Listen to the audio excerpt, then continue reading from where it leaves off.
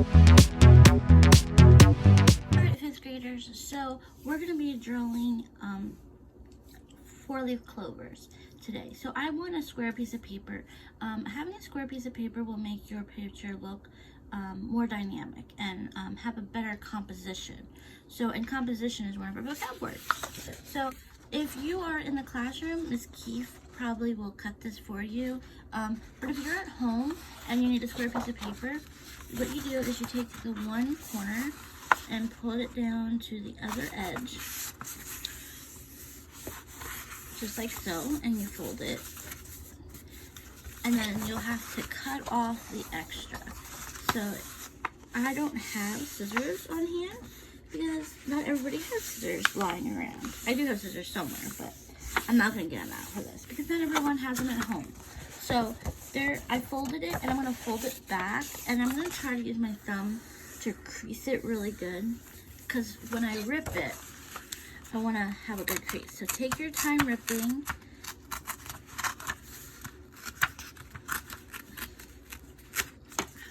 Extra paper, and this makes it a really good bookmark. So then here's my paper, nice and square. All right, so there's a great artist, I love her name's Georgia Keefe, and she makes really big flower pictures. She does other things too, like with skulls she finds in the desert, but one of the things she does is big flower pictures. And we're going to be doing, instead of a flower, we're going to do a four-leaf clover. And if you're noticing by my picture, the four-leaf clover hangs off on all sides. That's what we want to do because we want to have a good composition. If it was just flat in the middle, it's not that it would look bad, it just wouldn't look as exciting. We want to make our picture look more exciting. So we're going to have our four-leaf clover falling off all the pages. You have to draw big today. Alright, so the first thing we're going to do is you're going to draw just like a little dot in the middle. This is the focal point of your picture, and you're going to draw a line that goes curved out, and then it's going to curve out again, almost like if you were drawing a leaf or a football. Right? Then you're going to go down to the corner of your paper here, and you're going to draw, like, it's almost like if you're drawing part of a heart, like so. And then you're going to put a line that goes down the middle, like that. Alright, that's the first leaf. So we're going to move our paper. We don't have to keep it in the same position. And we're going to draw another one. Same way, except for this one's going to kind of go behind. So we're going to go like that. And then maybe we'll see a little bit less of that heart shape. Because we want, see how it's hanging off the edges on all the sides? We want to make sure it's hanging off the edges. Alright, so this one, we're going to do the same thing. I'm going to go over here, and you know what, this one we're not going to see the top of the, it's just going to be just like that. And then we need to do one more. We're going to do this one over here, and then this one is going to come like this, and I think we'll see a little bit of it, so I'll put that in there. Alright, you might ever wonder why I left a little space, because we're going to put the stem, and the stem is just going to hang right off of our paper, just like that. Alright, so what you're going to do is you're going to take a black crayon or a black color pencil.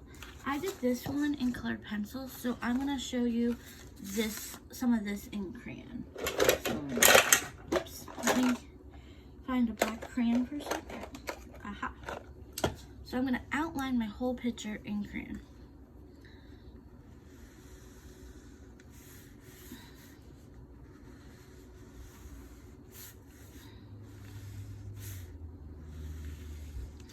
Remember, at any time I went really fast, you're more than welcome to pause the video. You can rewind, watch a step, whatever you need to do. Alright, so outline this whole picture.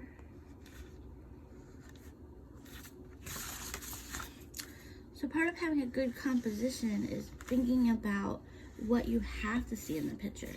So if you're taking a photo, sometimes you want to cut stuff out of the photo that's not important. Maybe it'll make the picture look too busy, or it's not helping the focal point. So it's always nice to think about composition. Alright. There I went. I quickly outlined it in Sharpie. Then I'm going to take a green crayon.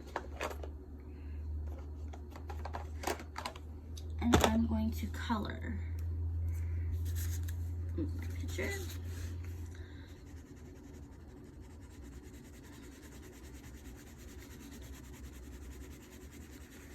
I'm gonna go lightly, not too heavy.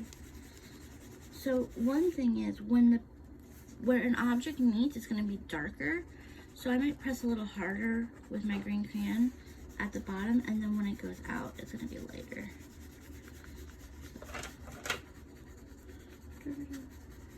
I'm not gonna color the whole picture on video because that would take a lot of time, and I want you guys to have plenty of time to work. So I'm gonna focus mostly on just one of the leaves, and the same concept will happen for all the leaves. So whatever I do on this leaf, you'll just do the same thing on the other leaves, just taking your time. So once again, I went really dark at the point where it meets. Also, wherever there's an overlap, I'm gonna press harder and get darker because there should be a shadow there. And then I'll go right out, just like so. Alright. Then I'm going to take my find my crayon. Nope, that's not the color. I'm gonna take a yellow crayon. Here it is, the yellow crayon. And I want to brighten up my picture a little bit. So I'm just gonna add just a little yellow, just to make my four-leaf clover brighten up. It's fun to overlap crayons.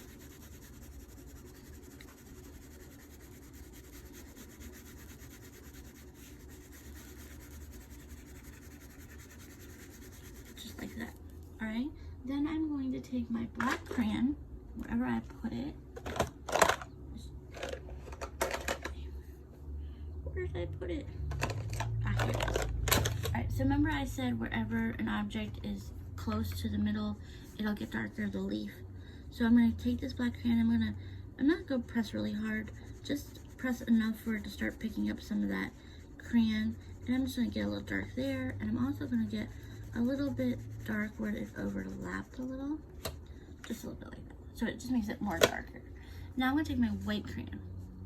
So, oh, I forgot.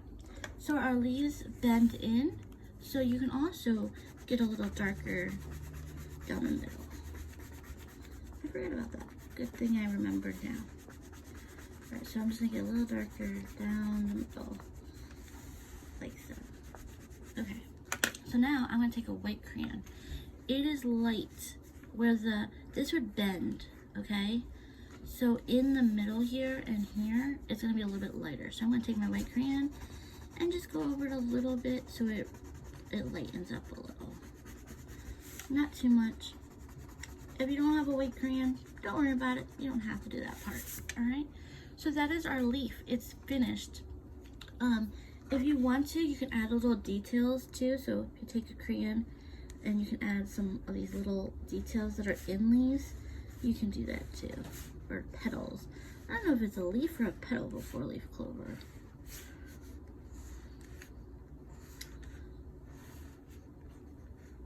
Okay, so there's some like texture. I said I wasn't going to show you guys the other ones because it's just like this one, but I do want to show you the stem. So we're going to take a white crayon if you have one, and you're going to go color directly down the middle. If you remember our candy cane project, it's kind of like that. So we color right down the middle. Then we're going to take our green and we're going to color lightly around it. With that white being there, it will not take too much of the color, which will be very helpful. And then we're going to get really dark, pressing really hard up where it overlaps and where it meets that little edge, like that. So then, if you have your black crayon, you can take your black crayon, and right where it is meeting at that top part, you can get a little black in there. So this is how it looks with crayon, and I did the exact same thing that I'm doing here with colored pencil for my finished one. So either way, crayon or colored pencils will both come out really cool. And remember, this lesson is about composition, so it's really important to think about how we draw our pictures on our paper, or even the size of our paper for the object. All right, and the artist Georgia Keefe, when you look at the video about her, you'll see that she has some great compositions on how she makes her art look on her canvas. So have fun, guys. Bye.